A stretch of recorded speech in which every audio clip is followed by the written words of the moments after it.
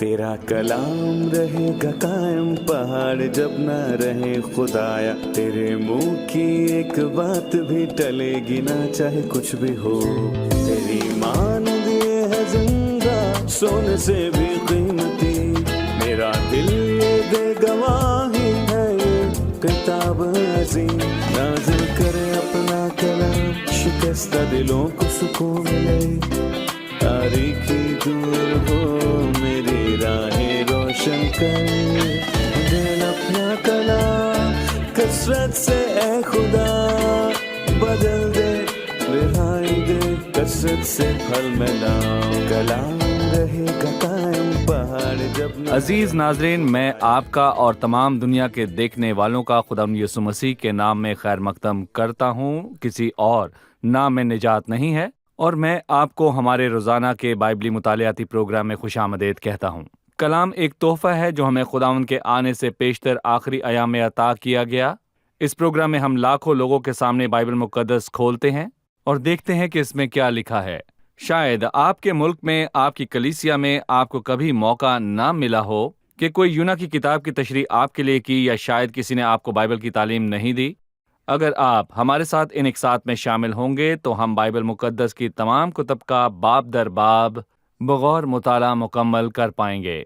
और हम वो बताते हैं जो बाइबल कहती है। हमारा एक ही मकसद है कि बाइबल को पढ़ें, क्योंकि तेरी बातों की तशरीह नूर बख्शती है, वो सादा दिलों को अक्लमंद बनाती है। हम यूना की किताब पर हैं, और ये पुराने अहद नामे के अंबिया असगर की लिखी किताबों में से एक है, और हम दूसरे बाब पर पहुंच चुके हैं जिसमें यूना की दुआ है जो मछली के पेट में से की गई। आज हम 5वीं आयत से लेकर बाब के आखिर तक मुताला करेंगे। प्रोग्राम का आगाज करने से पहले मैं स्टूडियो में आए खुदा के खादिम डॉक्टर हलीम का खैर मकदम करूंगा। खुश आमदीद डॉक्टर हलीम। बहुत शुक्रिया भाई। और हमारे दीगर मेहमानों को भी खुश आमदीद। डॉक्टर हलीम, यूना के मछली के पेट से दुआ करने के हवाले से गुज़िश्ता किस्त में हमने ये कहा कि बाइबल में दुआ करने के असूल हैं कि इसमें खुदा को मुखातिब किया जाता है, ना कि किसी और को, और दुआ से पहले तौबा की जाती है ताकि दिल साफ हो जाए और हम एक नई फितरत पा लेते हैं। सो दुआ का ताल्लुक ईमान से है। हमें पता है कि हम खुदा से दुआ मांग रहे हैं और वो सुनता है। दुआ बाइबल के मुताबिक है जिसके अंदर खुदा के अल्फाज हैं। और फिर हमने मुआजना किया यूना की बातों का जो मछली के पेट से की गईं, और मसीह के सलीब पर होते हुए या कब्र के अंदर कुछ बातों का। मैं 5वीं ऐसे चंद आयत पढ़ना चाहूंगा, उसके बाद मैं आपसे सवाल करूंगा। सैलाब ने मेरी जान का मुहासरा किया, समुंदर मेरी चारों तरफ था, बहरी निबात मेरे सर पर लिपट गई, मैं पहाड़ों की तह तक गर्क हो गया, जमीन के अड़बंगे हमेशा के लिए मुझ पर बंद हो गए। तो भी आए खुदावंद मेरे खुदा, तूने मेरी जान पाताल से बचाई। जब मेरा दिल बेताब हुआ तो मैंने खुदावंद को याद किया, और मेरी दुआ तेरी मुकद्दस हैकल में तेरे हजूर पहुंची। जो लोग झूठे माबूदों को मानते हैं वो शफकत से महरूम हो जाते हैं। मैं हम्द करता हुआ तेरे हजूर कुर्बानी गुजरानूंगा, मैं अपनी नजरें अदा करूंगा। निजात खुदावंद की तरफ से है। और खुदावंद ने मछली को हुक्म दिया और उसने यूना को खुश्की पर उगल दिया। 5वीं आयत में उस पानी का जिक्र है जो यूना की जान तक जा पहुंचा। सैलाब ने मेरी जान का मुहासरा किया। हम इन पानियों में क्या देखते हैं जिन्होंने यूना को परेशान किया, जो उन दुखों की अलामत है जो मसीह पर आए। बाइबल में पानी होलनाक दुख की कसरत की तरफ इशारा करता है, जबकि एक के बाद दीगर दुख आते चले जाते हैं। पानी की मौजें एक के बाद दूसरी आती है और ये थमती नहीं है। दुखों के बाद आने वाली मौजें। बिल्कुल, क्योंकि कोई वक्फा नहीं है जो एक दुख के बाद और दरमियान हो। और खुदावंद यीशु मसीह इन सब दुखों से एक गैर मामूली अंदाज में से गुजरा, और फिर मैं इसको पैदाइश की किताब के 7वें और 6 और 8वें बाब में वाज़े तौर पर देख सकता हूँ। और हम उन पानियों के हवाले से पढ़ते हैं जो ऊपर से आए और जमीन के नीचे से फूट निकले, जिसका सबब इंसान की बदकारी और खुदा से दूर जाना था। समंदर के सोते फूट निकले और आसमान की खिड़कियां खुल गईं। सो पानी ऊपर से आया और नीचे से भी फूट निकला, और कश्ती उसके थपेड़ों का शिकार हुई। और हम जानते हैं कि कश्ती उन खूबसूरत अलामात में से एक है जो खुदावंद यीशु मसीह की तरफ इशारा करते हैं, जिसने खुदा के गजब की तमाम मौजों की बर्दाश्त की। सो आसमान से आने वाले दुख हैं और ज़मीन से आने वाले भी वो दुख जो मसीह ने लोगों के हाथ से पाए, भले ही वो इंसान की तरफ से हों या खुदाए आदल की तरफ से, वो मुसलसल आने वाले दुख हैं जो कि यक के बाद दिगर आने वाले थे और सख्त थे, जो उस पाक शख्स ने सहे। महफूज और सलामत कौन थे? मैं कहूँगा ये वो थे जो उस कश्ती के अंदर थे, क्योंकि खुदावंद यीशु मसीह ने इन सब दुखों को सहा जिन्हें कोई मुसन्निफ लिख नहीं सकता और ना ही कोई फलसफी इसको बयान कर सकता है कि इसे इसका जायज मुकाम दे सके, और कोई इसकी सही कदर कर नहीं सकता सिवाय खुदा के। खुदा ने इसकी इजाजत दी जिसकी मसीह के वास्ते यही मर्जी थी, और मसीह जो इन तमाम दुखों से गुजरा वो इसकी कदर जानता था। लेकिन कोई इंसान इसकी हकीकी कदर नहीं जान सकता, बल्कि खुदा और मसीह ही हैं जो इनकी सही कदर जान सकते हैं। और दुख दर्द की मौजें उस पर से एक के बाद दूसरी गुजरती चली गईं। वो कामिल होश में था, सही। इसलिए उसने इन बातों को बर्दाश्त किया। ठीक है। वो मजीद कहता है, बहरी निबात मेरे सर पर लिपट गईं। इसे एक ग्राफ की सूरत में तस्वुर करें। यूना के सर पर बहरी निबात लिपटी हैं, लेकिन हम गोलगोता पर चलते हैं और मसीह को देखते हैं जिसके सर कांटों पर का कांटों का ताज। ताज है। बिल्कुल। मुआवजा कीजिए उस नाफरमान का जिसके सर पर बहरी निबात लिपटी हैं और उस फरमाबरदार जिसके सर पर कांटों का ताज है। वो कहता है मेरे सर पर बहरी नबातात लिपट गईं, और मैं इस नबातात के बारे में नहीं जानता जो मेरे सर पर लिपटी हैं। ये तब हुआ जब उसको समंदर में फेंका गया और समंदरी नबातात उसके सर पर लिपट गईं, या फिर जब मछली ने पानी पिया तो उस पानी में समंदरी नबातात मौजूद थीं। सो समंदरी नबातात उसके अंदर गईं और यूना से लिपट गईं। बहरहाल इन बहरी नबातात ने यूना नबी को बहुत ज्यादा सताया, क्योंकि वो नहीं जानता था कि इनसे जान कैसे छुड़ाए, और उसे दर्द में मुब्तला किया। ये उसकी नाफरमानी और बगावत के सबब हुआ। लेकिन खुदावंद जो सारे जलाल का मालिक है, जो इंसान का खालिक है, और जिसने इंसान से कहा कि जमीन तेरे लिए कांटे और ऊंट कटारे उगाएगी, और फिर उन्होंने पहले उसके सर पर रखा एक कांटों का ताज, और बादशाहों का बादशाह और खुदावंदों का खुदा जिसके सर पर कांटों का ताज पहनाया गया, वो एक रोज कुदरत और जलाल के साथ जाहिर होने वाला है। उसके सर पर और उसके सर पर बहुत से बिल्कुल। ताज हैं। लेकिन जहां तक हम इंसानों की बात है जिन्होंने उसकी कदर ना जानी, देखिए हम भावताव करते हैं और अपनी जिंदगियों से नहीं देना चाहते। और जब हमने उसकी इज्जत की, हमने उसके सर पर कांटों का ताज पहनाया।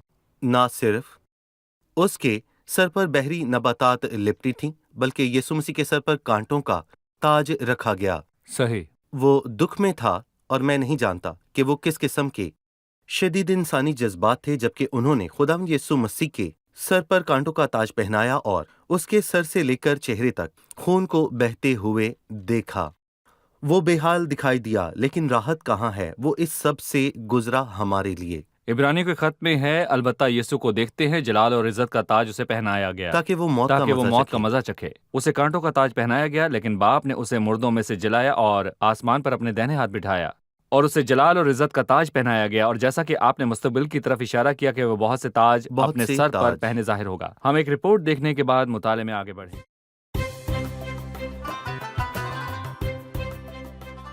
झूठे माबूद वो सब चीजें हैं जिनके पीछे हम खुदा के अलावा चलना चाहते हैं।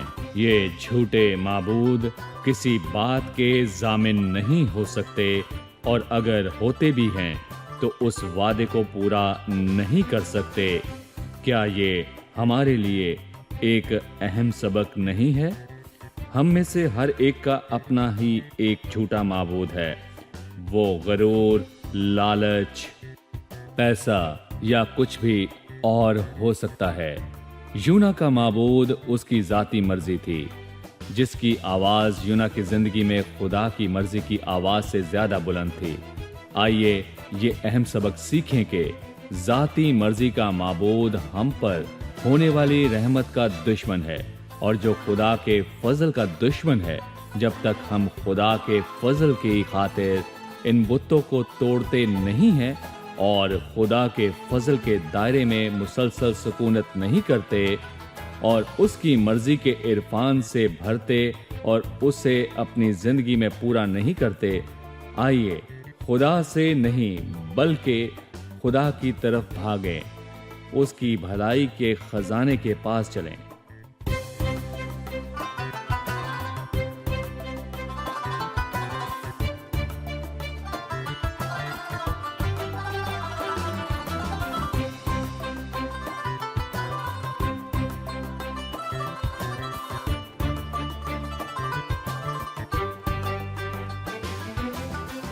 दूसरे बाब की 6 आयत है, मैं पहाड़ों की तह तक गर्क हो गया, जमीन के अड़बंगे हमेशा के लिए मुझ पर बंद हो गए। जमीन के अड़बंगे बंद होने का क्या मतलब है और हमेशा के लिए बंद होना क्या है? जी भाई, जमीन के अड़बंगे से मुराद मसीह की कब्र है जिसमें खुदावंद यीशु अल मसीह दाखिल हुआ, और इससे उसकी मुराद जमीन के अड़बंगे नहीं है, या उससे पहले एक बात पहाड़ों हुई की है तय, जी कि पहाड़ों की पहाड़ों तय। की तह तक, और जमीन के अड़बंगे वो कब्र के अंदर के आलम को यहाँ पर बयान करना चाहता है। जी हाँ, आप कब्र के मसीह की अंदर। कब्र में मौजूद होने की हालत की तरफ इशारा कर रहे हैं, लेकिन यहाँ वाक़तन यूना की दुआ है। ऐसा है कि मछली उसे समुद्र की गहराइयों में ले गई, गोया वो बिल्कुल। पहाड़ों की तह में है, जी। जमीन के अड़बंगे। ठीक है, लेकिन यह मसीह की तरफ इशारा करता है या उसकी अलामत है, यानी कब्र की हालत की तरफ जिसमें वो रहा। ठीक है, यहाँ एक सवाल है। भाई आतिफ का कहना है कि जमीन के अड़बंगे हमेशा के लिए मुझ पर बंद हो गए। इसमें लफ्ज हमेशा, क्या वो जानता था कि वो बाहर निकलने वाला नहीं है? देखें, लफ्ज हमेशा और अब्दुल आबाद के दरमियान फर्क है। अब्दुल आबाद मैं कहूंगा अबदी लामहदूद हालत है। हालत। जी हाँ, जो लामहदूद तौर पर रहेगी। लेकिन लफ्ज हमेशा पुराने अहदनामे में बहुत बार आया है और नए अहदनामे में एक अरसा की तरफ इशारा करता है जिससे एक शख्स निकलता और गुजर आता है, और ये सही। हमेशा की हालत नहीं ठीक है। लफ्ज हमेशा को इब्रानी में औलाम कहते हैं, जिसका मतलब है मखसूस अरसा वक्त जिसकी शुरुआत और इख्तिताम दोनों हैं। वो तवील हो सकता है लेकिन उसकी हालत की एक जी। हद है। इसके बाद वो 7वीं आयत में कहता है, जब मेरा दिल बेताब हुआ तो मैंने खुदा उनको याद किया और मेरी दुआ तेरे मुकद्दस हैकल में तेरे हजूर पहुंची। डॉक्टर हलीम, 7वीं आयत में बेताब होना और खुदा उनसे दुआ करना है। जब मेरा दिल बेताब हुआ तो मैंने खुदा उनको याद किया। बेताबी की सूरत में वाहिद ज़रिया निजात क्या है? वाहिद ज़रिया निजात जबकि जान बेताब हो। हमारी जान को बेताब होने का खतरा लाहक है, और जिंदगी के सफर में ऐसी बहुत सी बातें हैं जिनसे हम मुब्तला होते हैं और किसी सूरत बेताब हो जाते हैं। इसलिए जब ऐसा हो तो मैं कहूँगा कि हमें क्या करना चाहिए। सिर्फ एक ही काम है कि हम खुदावंद में पनाह लें और उसके पास जाएं, और ये अहम है। इसलिए जब जिंदगी आसान होती है तब हम खुदावंद के पास नहीं जाते, और जब रास्ता खुला हो, बल्कि जब हम बेताब होते हैं तो हम औरों के पास जाकर शिकायत करते हैं। हमें औरों से मांगना नहीं चाहिए बल्कि खुदावंद के पास जाना चाहिए। बल्कि दुआ में हमें खुदावंद के पास जाना चाहिए जिसने हमें बनाया है, और वो हमारा खालिक है। वो मेरे दुख और मेरी खुशी से वाकिफ है, और वो ये भी जानता है कि मेरा इलाज कैसे करना है। लेकिन कोई और ये नहीं जान सकता, और इसलिए आज जिसे काउंसलिंग कहते हैं, मैं कहूँगा कि इससे भी बहुत ज्यादा मसाइल पैदा होते सही। हैं। लेकिन जब हम खुदावंद के पास जाते हैं, हम अपनी शिकायत उसके आगे रखते हैं और अपने बेताब होने का इतराफ करते हैं, या उसे उस मुसीबत के बारे में बताते हैं जिससे हम खौफजदा हो रहे हैं, या हमारे आसपास की मुश्किलात के बारे में। लेकिन एक हस्ती है जिसका दिल शफकत और रहम से भरा है। वो मेरी दुआ सुनेगा और यकीनन मुझे जवाब देगा और मेरे पास आएगा। मेरा एक सवाल है, आप इसे सुनिएगा पर सब्र से सुनिएगा। अगर मुझे किसी मजहबी रहनुमा पर भरोसा हो या किसी ऐसे ईमानदार से तवक्कुआत हों जो गुजर चुका है, जो आज हमारे साथ मौजूद नहीं, और मैं जानता हूं कि वो खुदावन के लिए कीमती है, और मैं दर्द में हूं या मैं बीमारी या मुसीबत में हूं, और एक ऐसी तालीम मौजूद है जिसके मुताबिक वो लोग जो खुदा की नज़र में मकबूल हैं वो हमें उसके नज़दीक ला सकते हैं क्योंकि खुदा की नज़र में उनका ख़ास मुकाम है। क्या मैं सही हूं या मैं गलत हूं? मैं सही और गलत की बात नहीं करता, मैं पूछता हूं कि बाइबल खुदा के नज़दीक आने के हवाले से क्या बताती है, हमें बताएं।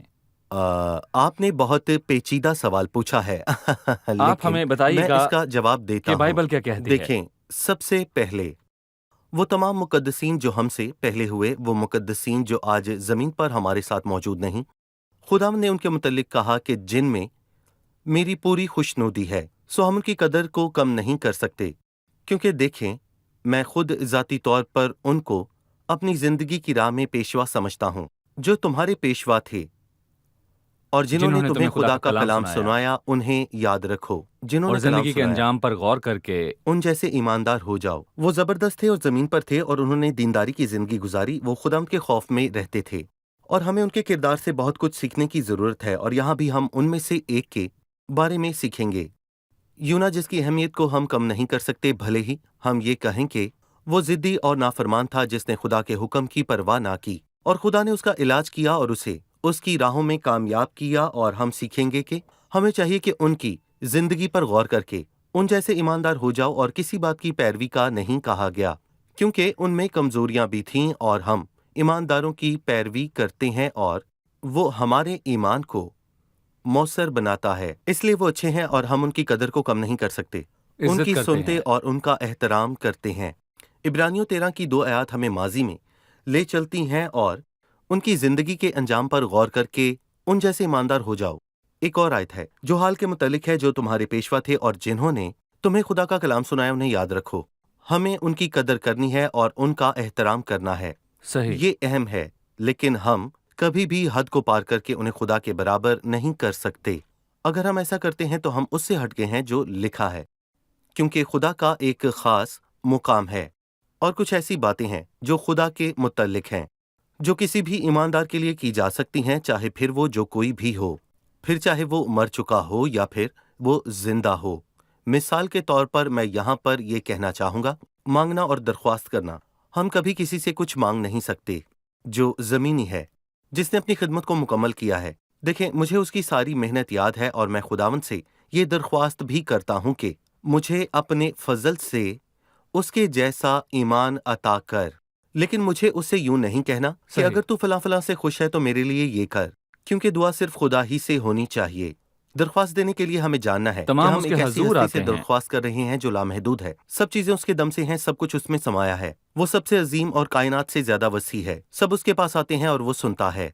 लेकिन अगर आप ये समझते हैं कि हमने एक ऐसी हस्ती से मांगा जिस पर हमने भरोसा किया, तो उसके तालिब होंगे। मान लीजिए कि मैं किसी मुल्क में रहता हूँ और आप कहीं और हम दोनों ही उसके तालिब हैं, उससे तो दरखास्त वो की। ईमानदार बहुत ज़बरदस्त है और वो काबिल कद्र है। तो एक वक्त में खुदा किसकी सुनेगा? अगर आप कहें कि वो दोनों की सुनेगा तो वो लामहदूद है। तो फिर गया। हम पर इस आयत का इतलाक होता है और मखलूकात की ज़्यादा परस्तिश और इबादत की, ये और निस्बत इस तरह हम सब पाक हो सकते हैं। और अगर आप मुझसे कहें कि वो किसी एक को सुनेगा तो मेरी इसमें क्या खता है कि वो मेरी नहीं सुन रहा, शायद वो आपकी सुने और मेरी नहीं, तो अब हम एक दूसरे के मुतजाद हो गए हैं। तो हम जानते हैं कि दुआ सिर्फ खुदा ही के हजूर की जाती है, क्योंकि मैं तुझ ही से दुआ करता हूँ। मैं तुझ ही को चाहूंगा और तेरा इंतजार करूंगा। सो दुआ हम खुदा ही से करते हैं और खुदा ही हमारी दुआ सुनता है। और मैं यहाँ पर यह भी कहूंगा कि इंसान इंसान को कुछ नहीं दे सकता और ना किसी के लिए दुआ कर सकता है। हमें एक अहम बात को समझना है कि जब हम खुदा के हुजूर जाते हैं तो वो बेहद खुश होता है। और जब हम खुदा के हुजूर सही। जाते हैं तो यहाँ मुझे एक आयत याद आती है जो कोड़ी के हवाले से है कि एक कोड़ी ने उसके पास आकर उसकी मिन्नत की और उसके सामने घुटने टेक कर इल्फाज उससे बार बार दोहराया गया। जी। अब एक कोड़ी ने उसके पास आकर उसकी मिन्नत की। वो खुदा के पास आया और उसने मिन्नत की। उसने किसी के लिए नहीं बल्कि अपने लिए मांगा। जब हम आते हैं तो उसके पास आते हैं और जब हम मांगते हम हैं उससे तो मांगते अपने लिए मांगते हैं। और हम कह सकते हैं शमान तू अगर खुश है तो अपने मालिक से बात कर, लेकिन नहीं। बाइबल में वाज़ेह है, जब वो आया तो खुदा के पास आया और जब उसने मांगा तो उसने अपने खुदा से मांगा। इब्रानियों के खत में मसीह के हवाले से लिखा है कि हम जो उसके वसीले से खुदा के पास आते हैं वो उनकी शफायत के लिए वो उनकी हमेशा शिफा के लिए हमेशा जिंदा है। यहाँ हम एक वक्फा लेंगे, उसके बाद मेहमानों से एक और सवाल।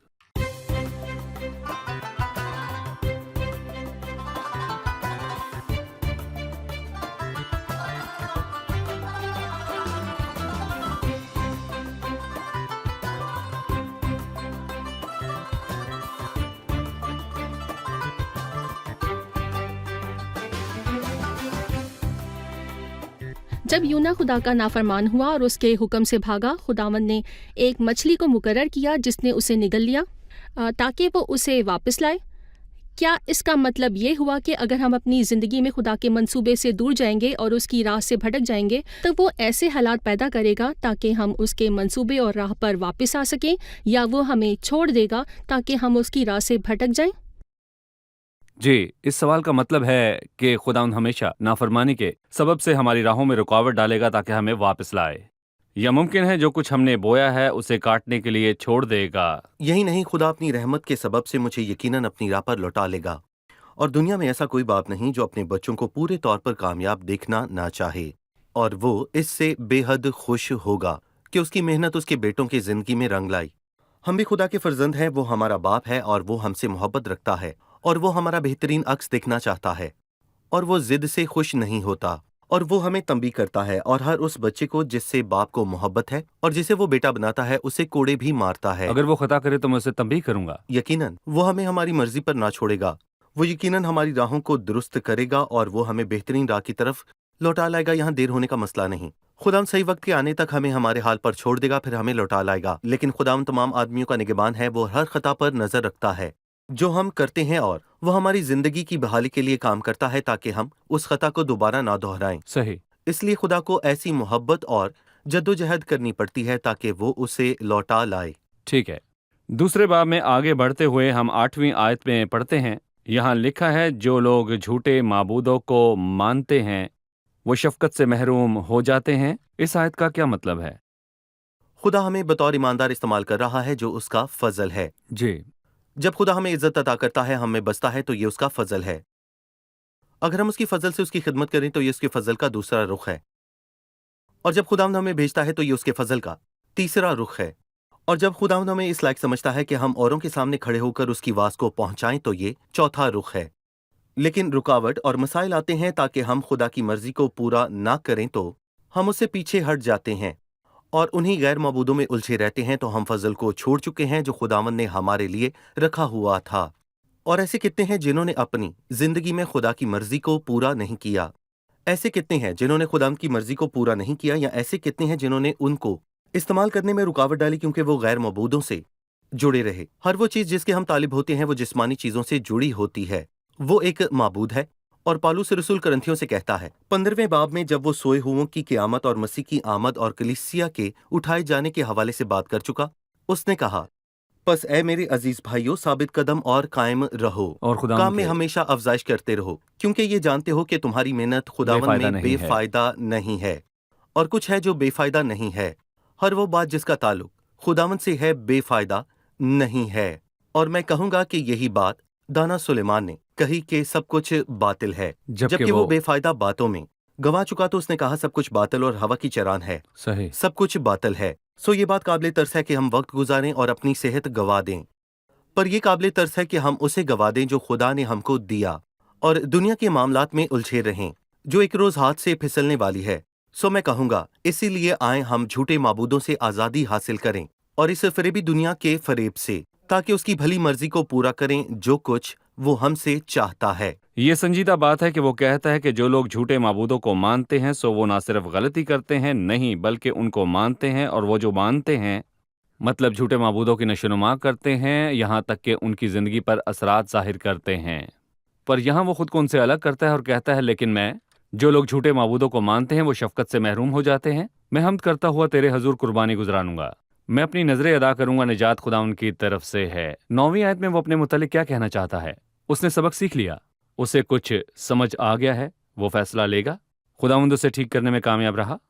वो मछली के पेट में ये बातें कर रहा है, अभी तक वो बाहर नहीं निकला। अभी वो बाहर और मैं नहीं कहना निकला। चाहूंगा कि जो कुछ वो कहना चाहता है इससे पता चलता है कि वो घुटने टेक कर कहना चाहता है, खुदा मैंने सबक सीख लिया, मैं वाज़ेह तौर पर तेरा नाफरमान और बागी रहा हूं, मैं दूर आ गया, मैंने अपनी जिद से अपने लिए मुश्किलात पैदा की, और ये सब के सब झूठे माबूद हैं जिन्होंने मुझे तेरी मर्जी से दूर कर दिया है।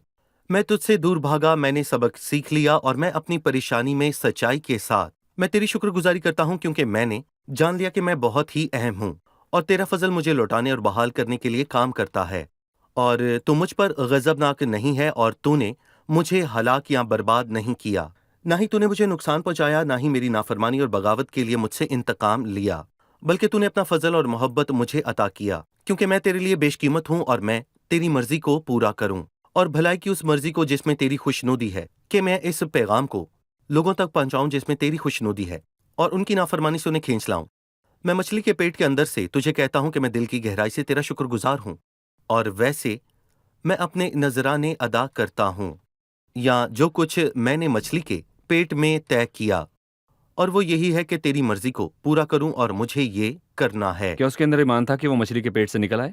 ये वाज़ेह है, और जी। मेरा ईमान है कि उसमें ईमान मौजूद था। उसे भरोसा था कि खुदावन उसे निकाल लेगा। मसीह को पता था कि वो सिली पर जाने वाला है और 3 दिन कब्र के अंदर रहेगा और तीसरे दिन वो जी उठेगा। जी उठेगा। बिल्कुल वही यकीनन। है जिसने कहा मुझे उसे देने का भी इख्तियार है और और लेने का उसे भी। फिर लेने और का इस भी। मकदस को ढा दो तो मैं 3 दिन में से खड़ा कर दूंगा। मगर सही। उसने ये अपने बदन की बाबत कहा था। ठीक है। निजात खुदा उनकी तरफ से है, जिससे दुआ का इख्तिताम किया गया कि निजात खुदा उनकी तरफ से है। इसके मुतालिक आपकी क्या राय है? ये बात कहने वाला वो अकेला नहीं है, बल्कि पूरी बाइबल का मौजू ही ये है कि पूरी बाइबल ही से, यानी कि पैदाइश से लेकर मुकाशफा तक, نجات ہی کی باتیں چل رہی ہیں۔ اور جب آپ پیدائش کے 49ویں باب کو پڑھتے ہیں تو جب یعقوب نے اپنے 12 بیٹوں کو مستقبل کی برکتیں دیں تو دان کی دفعہ اس نے کہا کہ دان راستے کا سانپ ہے، اور اس نے اپنی آنکھیں اٹھا کر کہا اے میں خداوند، تیری نجات کی راہ جی ہاں دکھتا آیا بالکل، ہوں۔ نجات خداوند کی طرف سے ہے۔ اور داؤد زبور کی کتاب میں کہتا ہے کہ خداوند میری روشنی اور میری نجات ہے، مجھے کس کی دہشت اور یہ سایہ کی کتاب میں ہم پڑھتے ہیں، کیونکہ میں خدا ہوں اور میرے سوا اس کوئی کا نام نہیں۔ یسوع ہے کیونکہ وہی تو اس نجات کا دے نام گا۔ یسوع رکھنا کیونکہ وہی اپنے لوگوں کو ان کے گناہوں سے نجات دے گا، اور کسی دوسرے کے وسیلے سے نجات نہیں بخشی گئی۔ اور یہی ساری بائبل کا موضوع ہے، شروع سے لے کر آخر تک یہی بات ہے کہ خداوند واحد نجات کا ذریعہ ہے۔ اور خداوند نے مچھلی کو حکم دیا اور اس نے یونا کو خشکی پر اگل دیا۔ خداوند نے مچھلی کو مقرر کیا، مچھلی نے یونا کو نگل لیا۔ خداوند نے یونا کو مچھلی کے پیٹ میں محفوظ رکھا، اور خداوند نے مچھلی کو حکم دیا جس نے واضح طور پر اطاعت کی۔ لیکن ایک بات کو میں تعلیمی نقطہ نظر سے دیکھوں گا کہ مچھلی نے یونا کو اگل دیا۔ یونا مچھلی کے لیے اور مچھلی کے معدے کے لیے کتنا بڑا بوجھ تھا۔ کبھی کبھار ایماندار پر بھی بوجھ ہوتا ہے، اور ملاحوں کے لیے بھی بوجھ ہوتا ہے، یہاں تک کہ وہ مچھلیوں کے لیے، وہ مچھلی کے گلے میں پھنسا اور مچھلی کے پیٹ میں، لیکن مچھلی نے یونا کو خشکی پر اگل دیا اور وہ مچھلی کے پیٹ کی قبر سے باہر نکل آیا۔ لہٰذا اس کا اطلاق مسیح کی ذات پر کیسے ہوگا؟ خداوند یسوع بھلے ہی وہ ہمارے گناہوں کی خاطر مرا اور دفن ہوا، اور قبر کے دروازے کو بند کر دیا گیا اور اس کے اوپر دربان بٹھائے گئے، لیکن خداوند یسوع جو سارے جلال کا مالک ہے تیسرے روز غالب آ کر جی اٹھا۔ قبر اس کو اپنے اندر قید کر یا روک کر نہ رکھ سکی، اور نہ موت ہی اسے روک پائی، نہ ہی وہ دربان اس قیامت میں بننے والی رکاوٹ کے لائق تھے۔ وہ فتح مندی سے جی نہ اٹھا، ہی وہ سپاہی جن میں چاندی تقسیم کی گئی، کیا وہ اس سچائی سے انکار کر پائے؟ بلکہ وہ غالب آ کر فتح مندی سے جی اٹھا، جو کام کے پورے ہونے اور گناہگاروں کے واسطے نجات کے دروازے کے کھل جانے کا ایک واضح ثبوت ہے۔ دنیا میں ایسی کون سی قبر ہے جو خالی ہے؟ ایسی کون سی قبر خالی ہے جس پر یہ لکھا ہو کہ وہ یہاں نہیں ہے بلکہ وہ جی اٹھا ہے؟ دنیا جی، میں واحد قبر ہے جو کہ یسوع المسیح کی ہے، مسیح جو زندہ ہے، جو کہ مر گیا اور دفن ہوا اور پھر جی اٹھا۔ زندوں کو مردوں میں جی کیوں اٹھا۔ ڈھونڈتی ہو؟ وہ یہاں نہیں بلکہ جی اٹھا ہے۔ وہ حیات ابدی کی قدرت کے ساتھ جی اٹھا۔ یہ ہمارا مسیحی ایمان ہے کہ مسیح واقعتاً مرا، گناہوں کے کفارے کے طور پر مرا، ہمارے متبادل کے طور پر مرا، وہ دفن ہوا اور تیسرے دن جی اٹھا اور آسمان پر چڑھ گیا، اور وہ آج اپنے باپ کے تخت پر بیٹھا ہے، اس کی حشمت کے دہنے ہاتھ، اور جلد وہ ایمانداروں کو لے جانے کے سارا جلال اس کو واسطے ملا۔ ظاہر ہوگا کلیسیا کے اٹھائے جانے کے 7 برس بعد، تاکہ زندوں کی عدالت کرے اور دنیا میں اپنے تخت پر بیٹھے۔ خدا نے اس کے واسطے جو تخت تیار کیا اور اس سے کہا میری دہنی طرف بیٹھ جب تک میں تیرے دشمنوں کو تیرے پاؤں کے نیچے نہ کر دوں۔ یہ مسیحی ایمان ہے، کیونکہ ہم نے دغابازی کی پیروی یہ نہیں کی۔ سچا ایمان ہے۔ بہت شکریہ ڈاکٹر حلیم۔ میں تیسرے اور چوتھے باب کو جاننے کا مشتاق ہوں اور اس کتاب کے مطالعے میں آگے بڑھنے کا بھی۔ خداوند آپ کو برکت دے، آپ نے ہمیں عزت خدا بخشی، آپ کو برکت دے۔ آپ سب کا بھی شکریہ۔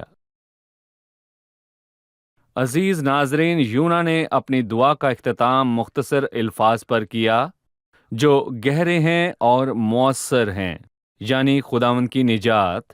میں دعوت دیتا ہوں کہ مسیح کے لیے اپنے دل کھولیں، اس کے صلیبی کام کو قبول کریں اور ان خوبصورت الفاظ کا تجربہ کریں، یعنی خداوند کی نجات۔ آنے والی قسط میں آپ سے پھر ملاقات ہوگی۔ خداوند آپ کو برکت دے۔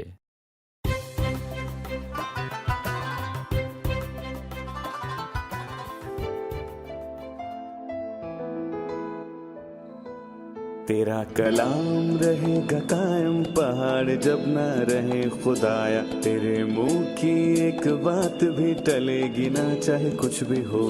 تیری مان دیے ہے زندہ، سونے سے بھی قیمتی، میرا دل یہ دے گواہی ہے، یہ کتاب عظیم نازل کرے اپنا کلام، شکستہ دلوں کو سکون ملے، تاریکی دور ہو میری راہیں روشن کر، دل اپنا کلام کثرت سے اے خدا بدل دے، رہائی دے کثرت سے پھل میں لاؤ۔ کلام رہے گا قائم، پہاڑ جب نہ رہے خدایا، تیرے منہ کی ایک بات بھی ٹلے گی نہ، چاہے کچھ بھی ہو۔